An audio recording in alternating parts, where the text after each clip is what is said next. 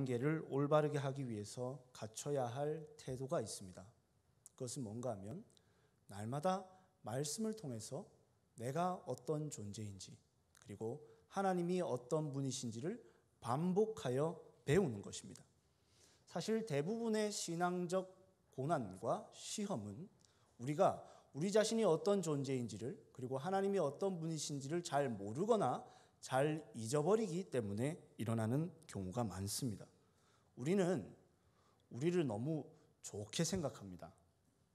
우리를 너무 좋게 생각하다 보니까 내가 원하지 않았던 죄를 짓게 됐을 때 심히 절망해요. 그리고 조금 잘하면 심히 교만해집니다. 그리고 또한 우리는 우리의 경험과 우리의 상식을 가지고 하나님은 이런 분이실 거다라고 하면서 하나님을 재단합니다. 그러다 보니까 내가 생각하는 내가 짜놓은 상 안에 하나님이 계시지 않고 하나님이 다르게 행하실 때마다 하나님께 쉽게 원망하고 하나님을 쉽게 오해하며 또한 하나님께 냉소적으로 대할 때도 있습니다. 잘 몰라서 자꾸 잊어버려서 그런 것입니다. 오늘 본문에서 선지자 미가는 하나님께 기도를 하고 있습니다. 그는 남유다의 백성들에게 하나님의 말씀을 전해야 했고 하나님의 말씀을 전하기 위해 또한 하나님으로부터 말씀을 잘 들어야 했습니다. 그렇게 말씀을 전하기 위해 말씀을 듣다가 보니 미가가 깨닫게 되는 것이 있었던 것입니다. 뭐냐면 이스라엘이 그리고 내가 어떤 존재인지를 깨닫고 하나님이 어떤 분이신지를 깊이 깨닫게 됩니다. 그리고 그래서 오늘의 이 미가서를 끝낼 때 설교로 끝내는 것이 아니라 기도로 끝나는 것을 볼 수가 있습니다. 기도라는 것은 하나님께 내가 이것저것을 해달라고 요청하는 독촉장이 아니라 하나님께서 우리에게 내가 이렇게 하겠다라고 하신 약속의 말씀을 말씀하신 대로 이루어 주십시오라고 하는 말씀의 복창인 것입니다.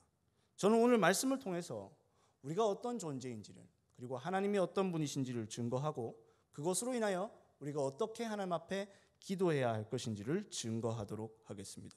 첫째로 우리는 우리 죄의 참상을 알아야 됩니다. 저는 이것이 온 인류에게 주어진 비참함이라고 생각합니다. 우리는 우리에 대해 너무 모릅니다. 우리가 우리의 죄의 참상을 잘 알지 못하는 이유는 우리의 작은 선행 때문입니다.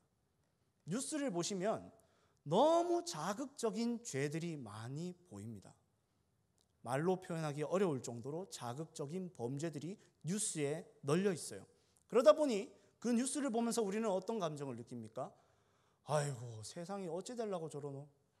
저런 놈은 사형시켜야 돼. 그리고 옆에 있는 사람은 그럽니다. 사형 가지고 안 돼. 한 30년 동안 괴롭히다가 죽여야 돼.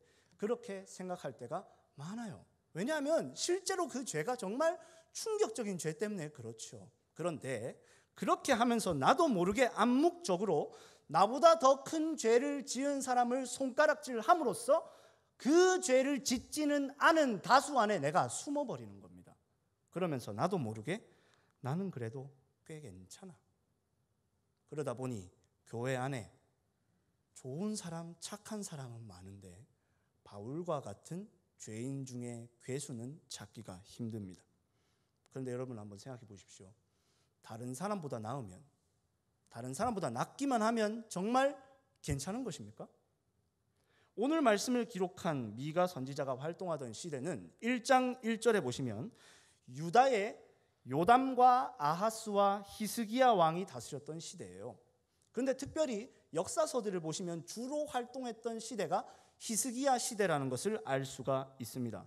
여러분 성경에서 정말 경건했다라고 인정하는 왕이 딱 2명이 있는데요. 한 사람이 요시아고 다른 한 사람이 바로 히스기야 왕입니다. 성경은 그를 대하여 평가하기를 그가 다윗의 모든 행위와 같이 여호와 앞에서 정직하게 행하였다. 그리고 그 전으로나 그 후로나 그와 같은 왕이 없었다라고 얘기를 합니다. 그런데 여러분 가장 경건했던 왕인 히스기야가 다스릴 때 선지자가 활동했다는 것에 주목을 하셔야 됩니다. 여러분, 원래 선지자라는 직분은 없는 직분입니다. 제사장 같은 경우는 아론의 자손에게 계속해서 계승되는 직분이고요. 왕이라는 직분은 다윗의 자손에게 계속해서 계승되는 직분이에요. 그러나 선지자는 그렇지 않습니다.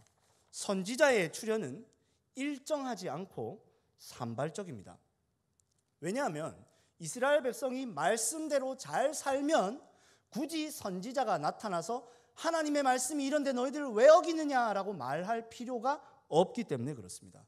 즉 선지자가 나타나서 하나님의 메시지를 전하고 있다는 말은 곧 그 땅에 지금 죄가 창궐하다는 반증인 것입니다.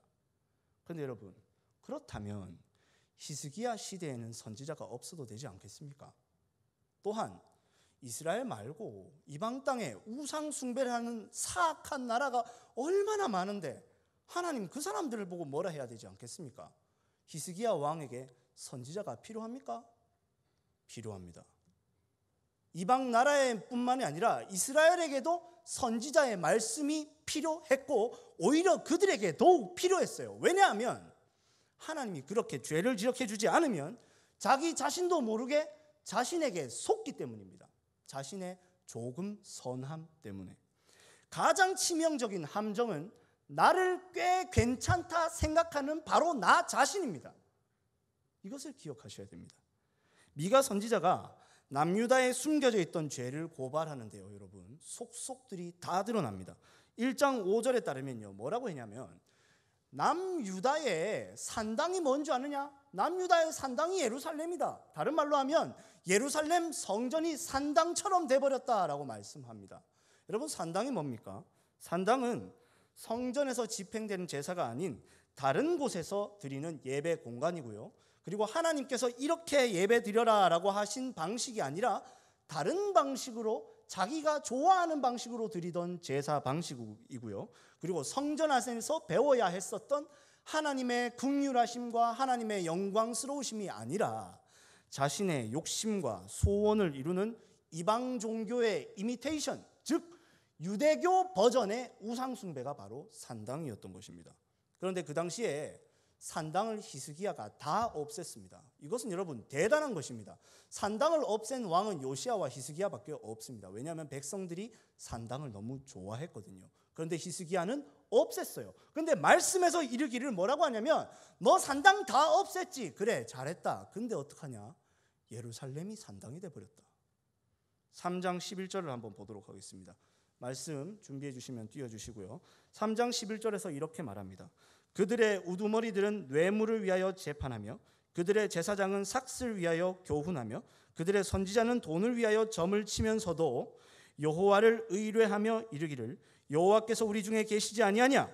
재앙이 우리에게 임하지 아니하리라 하는도다. 이게 바로 남유다의 영적 상태였어요. 뭐냐면 겉모습은요 번듯해요. 그들이 우두머리들이 재판을 안 했다는 것이 아닙니다. 제사장들이 교훈을 하지 않은 것이 아니며 선지자들이 말씀을 전하지 않은 것이 아니나 하나님은 그들의 마음을 달아서 보십니다. 하나님을 의뢰한다고 하는데 참 신앙적인 말은 하는데 속은 썩어 있습니다. 실제로는 그렇게 하지 않는단 말입니다. 미가 선지자는 하나님의 말씀을 통해 그들의 일상생활에 그 신앙생활 이면에 숨겨져 있었던 죄를 속속들이 드러내고 있습니다. 여러분, 우리 역시 다르지 않습니다. 우리가 이러한 인식을 가지지 못하는 이유는 우리가 죄가 없거나 죄가 적기 때문이 아니라 잘 몰라서 그렇습니다. 이스라엘 백성들이 선지자를 통하여 날마다 그 말씀을 들어야 했던 것처럼 교회는, 성도들은 늘 하나님의 말씀을 통하여 죄를 깊이 깨달아 알아야 합니다. 히브리서 4장 12절 13절 말씀을 한번 함께 읽어보도록 하겠습니다. 띄워주시고요. 한 목소리로 한번 읽어보도록 하겠습니다. 시작. 하나님의 말씀은 살아있고 활력이 있어 좌우의 날선 어떤 검보다도 예리하여 혼과 영과 및 관절과 골수를 찔러 쪼개기까지 하며 또 마음의 생각과 뜻을 판단하나니 지으신 것이 하나도 그 앞에 나타나지 않음이 없고 우리의 결산을 받으실 이의 눈 앞에 만물이 벌거벗은 것 같이 드러나느니라. 아멘. 여러분, 말씀은 살아서 생생하게 일합니다. 그리고 그 강력하고 생생한 말씀이 하는 주된 일이 뭔가 하면 우리를 알몸으로 우리를 벌거 벗기는 것입니다. 오늘 본문 바로 전에 보시면 14절에서 이 자신의 죄를 알고 하나님의 은혜를 깨닫게 된 이 미가가 이렇게 고백을 해요. 이스라엘과 자신의 처지를 마치 갈멜 속 삼림에 홀로 거주하는 양떼와 같다라고 고백을 합니다. 우리는 홀로 거주하는 양떼와 같다는 겁니다. 뭔 말입니까? 목자가 아니면 우리는 죽습니다. 목자가 아니면 우리는 방법이 없습니다. 이걸 고백하고 있는 것입니다. 여러분, 우리의 죄를 깊이 깨닫고 이것을 인정할 때 우리 안에 올바른 인식이, 거룩한 감각이 살아올라져 오기 시작합니다. 우리 안에는 선한 것이 없다. 우리에게는 소망이 없다.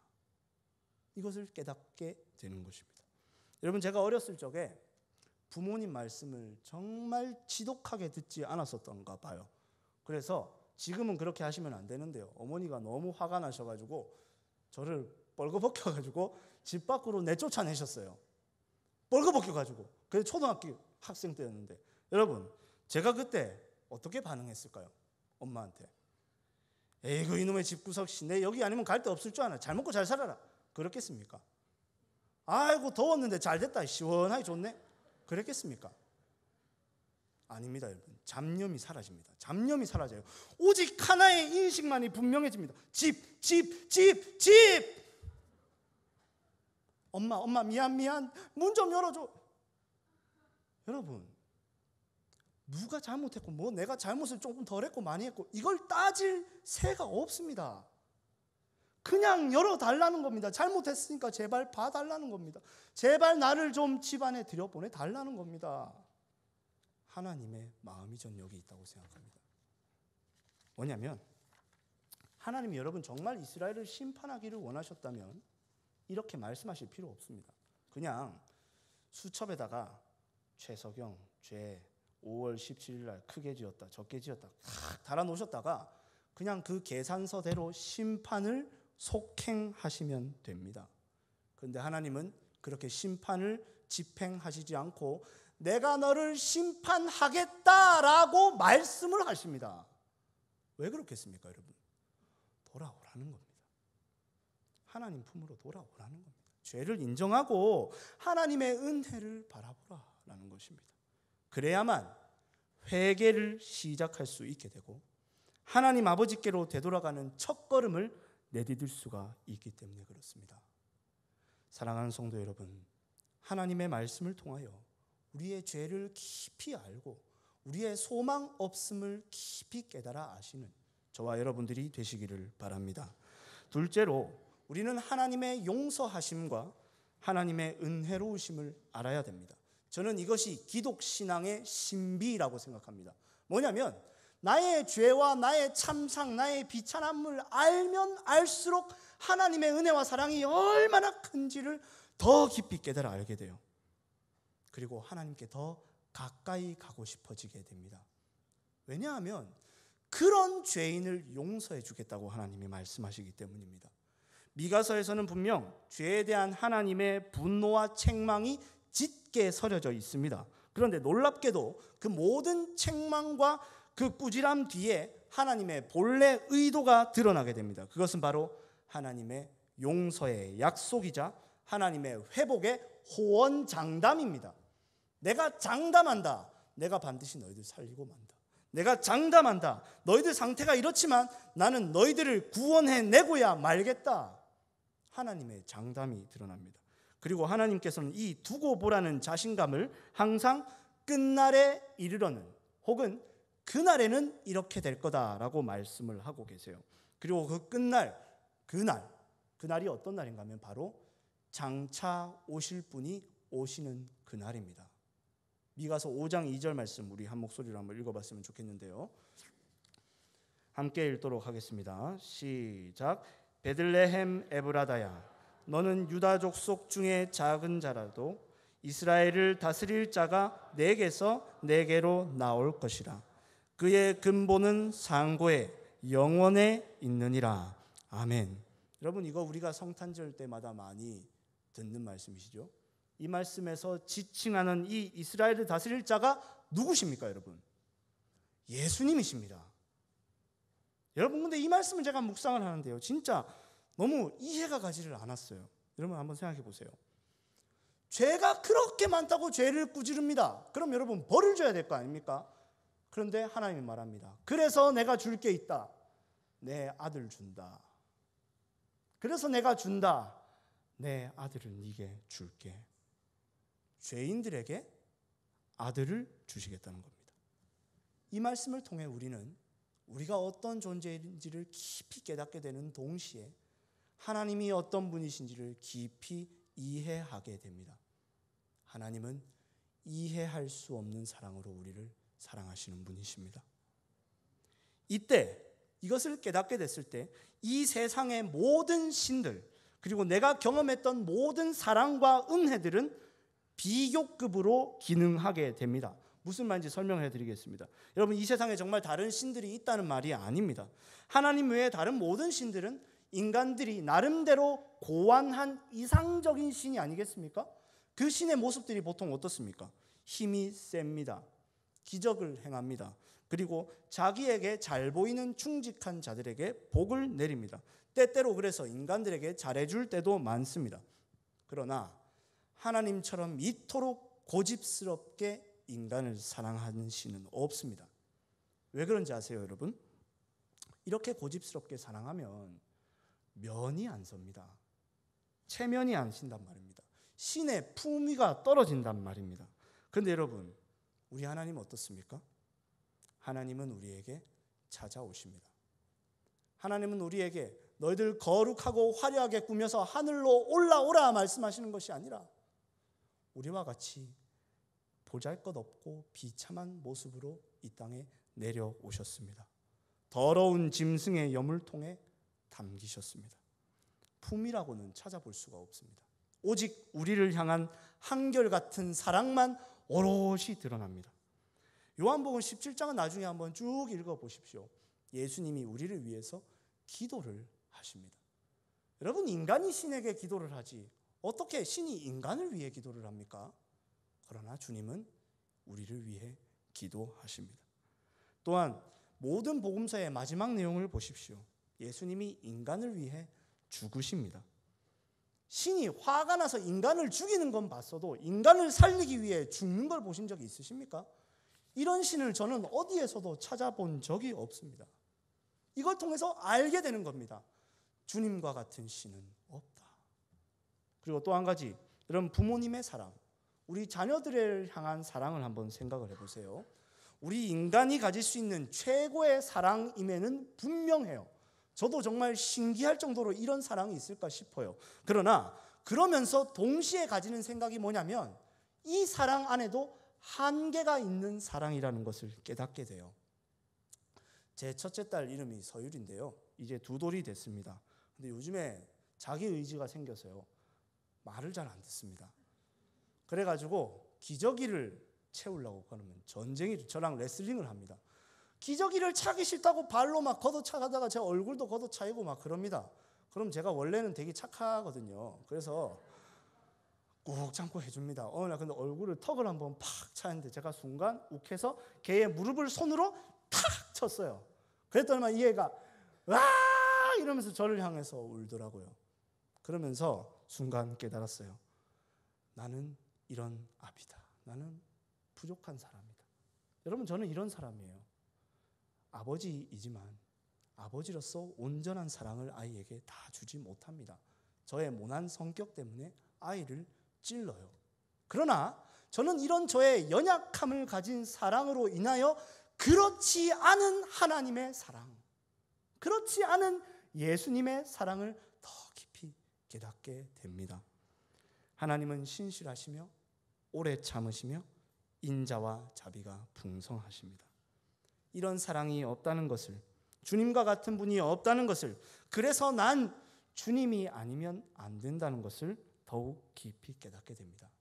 그리고 이 은혜와 사랑을 깨닫게 됐을 때 오늘 우리가 읽었던 이 말씀의 고백이 터져 나오게 됩니다. 오늘 우리의 고백으로 18절에서 20절 말씀을 우리 한 목소리로 하나님 앞에 고백하는 마음으로 함께 읽도록 하겠습니다. 시작. 주와 같은 신이 어디 있으리까? 주께서는 죄악과 그 기업에 남은 자의 허물을 사유하시며 인애를 기뻐하심으로 진노를 오래 품지 아니하시나이다. 다시 우리를 불쌍히 여기셔서 우리의 죄악을 발로 밟으시고 우리의 모든 죄를 깊은 바다에 던지시리이다. 주께서 옛적에 우리 조상들에게 맹세하신 대로 야곱에게 성실을 베푸시며 아브라함에게 인애를 더하시리이다. 아멘. 이렇게 고백하는 겁니다. 주님 같은 분 없습니다. 주님은 우리의 죄악과 허물을 사하시고 우리에게 사랑 베푸시기를 기뻐하시는 분이십니다. 주님은 우리의 죄를 반드시 짓밟고 그것을 깊은 바다로 던져버리실 것입니다. 마침내 하나님의 사랑이 나의 죄와 완고한 마음을 이기실 것입니다. 그리하여 나는 살고 주님의 사랑에서 영원히 살 것입니다. 여러분, 이것을 믿으셔야 합니다. 이렇게 기도하셔야 합니다. 하나님의 사랑을 믿으세요.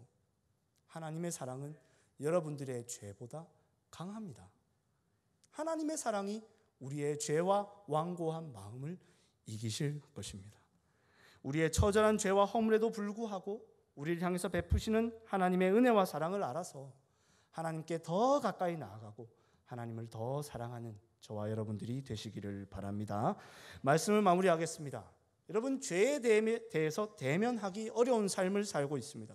세상은 너무 악하고 우리는 꽤 착합니다.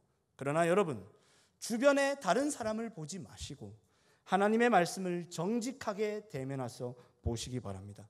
그때 성령 하나님께서 죄에 대하여, 의에 대하여, 심판에 대하여 책망해 주시는 성령의 은혜를 부어 주실 것입니다.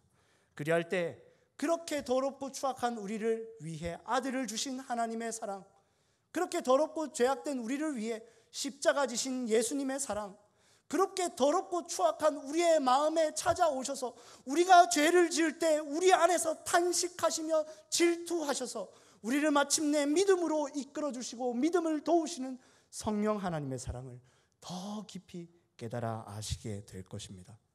주님 같은 분이 없다, 이런 분이 없다, 이런 은혜가 없다, 이런 사랑이 없다, 이 고백을 우리의 고백으로 드리는 날이 오게 될 것입니다.